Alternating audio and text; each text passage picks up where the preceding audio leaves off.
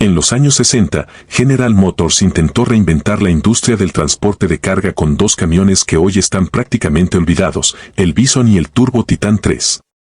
En este video intentaremos descubrir por qué se construyeron y si valió la pena o fue un fracaso total. A principios de los años 60, General Motors vivía una época llena de experimentos audaces. La compañía probaba nuevas ideas de ingeniería y dedicaba mucho tiempo a buscar lo que consideraba podía ser el próximo gran avance. Una tecnología atraía más atención que casi cualquier otra, el motor de turbina de gas. Hoy en día, la mayoría de la gente asocia las turbinas con los aviones. Sin embargo, en aquel entonces, varios fabricantes estadounidenses pensaban que podían tener un lugar en las carreteras. Chrysler tenía su propio programa de autos con turbina, Ford trabajaba en su versión de camión con motor de turbina, y General Motors ya llevaba unos 15 años investigando esta tecnología. El interés tenía sentido. Comparada con un motor de pistones convencional, una turbina de gas tenía muchas menos piezas móviles. Los ingenieros pensaban que eso podía traducirse en menos mantenimiento, y otra ventaja era su capacidad de funcionar con distintos tipos de combustible. Sobre el papel, parecía una combinación excelente para camiones de carga pesada. Solo había un problema: convertir esa idea en algo práctico resultó mucho más difícil de lo que nadie imaginaba. Pero eso no detuvo a General Motors. En lugar de construir otro prototipo convencional, la compañía ideó un enfoque completamente nuevo para el transporte de carga de larga distancia. Esa visión se convirtió en el Bison. General Motors presentó el camión en la Feria Mundial de Nueva York de 1964, como parte de su famosa exhibición Futurama, donde los visitantes tenían un vistazo de cómo la empresa imaginaba el mañana. Irónicamente, el Bison terminó siendo una de las estrellas olvidadas de la exposición. Cuando la gente piensa en la Feria Mundial de 1964, generalmente recuerda el debut del Ford Mustang.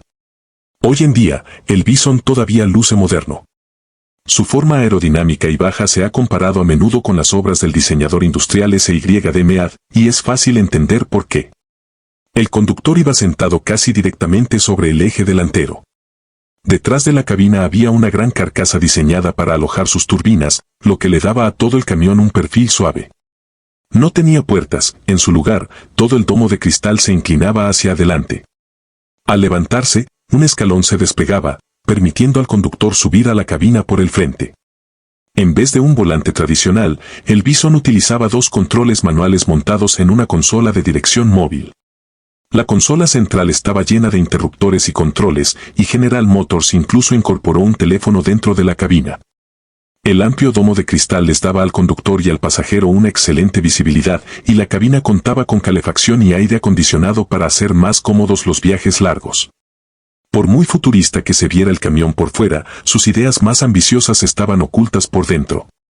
El Bison no solo usaba una turbina de gas en lugar de un motor diésel, sino que en realidad usaba dos. General Motors no esperaba que ambas turbinas hicieran el mismo trabajo. La más pequeña, conocida como GT309, producía 280 caballos de fuerza y un impresionante torque de 875 libras-pie. Ese era el motor que la compañía pensaba usar durante la conducción normal, ya fuera en carretera o en tráfico urbano. La segunda turbina era mucho más potente, con 720 caballos de fuerza declarados. Esa entraría en acción solo cuando se necesitara potencia extra, como al subir pendientes pronunciadas, acelerar con carga pesada o incluso jalar un segundo remolque. En lugar de depender de un solo motor para cada situación, General Motors dividía el trabajo entre dos turbinas. La compañía incluso imaginaba usar la electricidad generada por esas turbinas para ayudar a impulsar tanto los ejes del tractor como los del remolque. General Motors había invertido más de 15 años desarrollando tecnología de turbinas, y el GT309 reflejaba todo lo que la empresa había aprendido. Los ingenieros incluso lo diseñaron para recuperar gran parte del calor de escape, mejorando así la eficiencia y reduciendo las temperaturas de los gases. Algo que había sido uno de los mayores retos de los primeros proyectos con turbinas.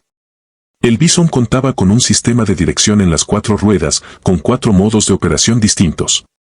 Durante la conducción normal, solo giraban las ruedas delanteras. A velocidades más bajas, las ruedas delanteras y traseras podían girar en direcciones opuestas, facilitando mucho los giros cerrados en terminales de carga saturadas o en calles de ciudad. Otro modo hacía girar las 4 ruedas en la misma dirección. Combinado con un enganche de remolque bloqueable, el Bison podía comportarse casi como un camión rígido. El último modo permitía que solo giraran las ruedas traseras, facilitando enormemente el enganche de remolques. Cualquiera que haya luchado alguna vez para meter un remolque en reversa probablemente habría apreciado esa función. El Bison también incluía gatos hidráulicos integrados, impulsados por su sistema de suspensión de aire y aceite, capaces de levantar el camión cuando fuera necesario. Esa misma suspensión podía activar esparcidores de arena para mejorar la tracción en caminos resbaladizos. A estas alturas, podría parecer que General Motors simplemente intentaba construir el camión más avanzado jamás visto. La verdad es que el camión en sí era solo una parte del plan. General Motors creía que toda la industria del transporte de carga eventualmente cambiaría. La compañía imaginaba contenedores de carga estandarizados que pudieran cargarse, descargarse, clasificarse, apilarse y transferirse automáticamente entre camiones y otros medios de transporte mediante equipos electrónicos. En esa época, gran parte de la carga que llegaba a las terminales todavía se descargaba a mano. General Motors pensaba que la automatización podía acelerar drásticamente todo el proceso. La compañía sabía que llevar el Bison a producción requeriría cambios mucho más allá del propio camión.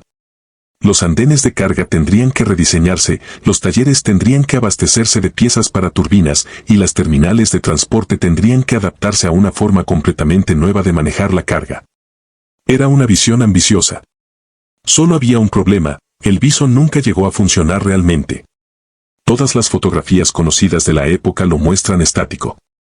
El camión era un concepto a tamaño real, construido para demostrar ideas, no para moverse por sus propios medios. Eso podría sonar como el final de la historia, pero no lo fue. General Motors seguía convencida de que las turbinas de gas tenían futuro en las carreteras.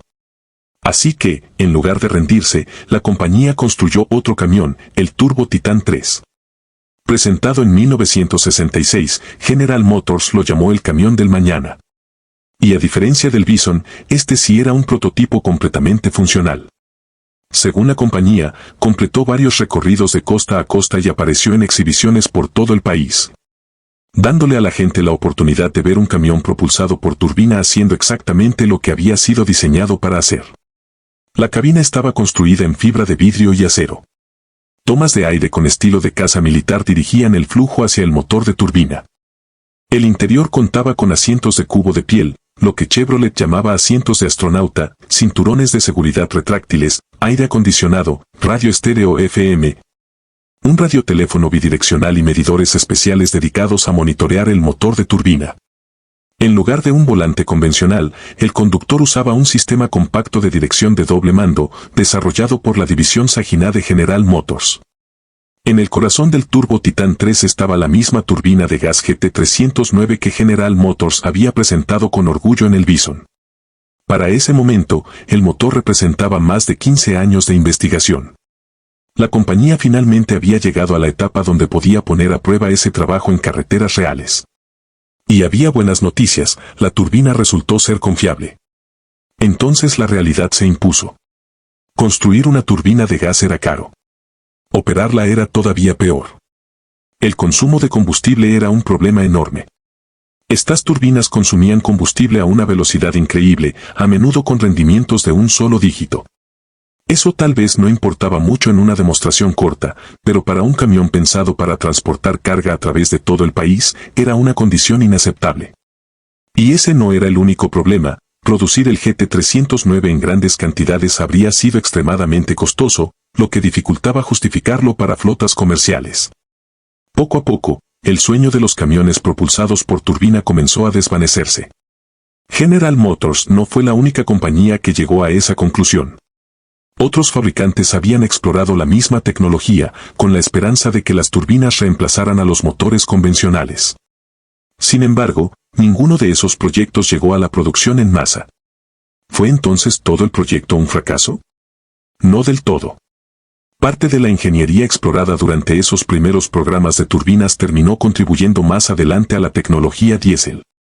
Según John Buster, editor técnico de Overdrive, el trabajo en los primeros proyectos de turbinas de gas ayudó a allanar el camino para los sistemas de turbo compounding que se usan hoy en los motores Detroit Diesel DD15.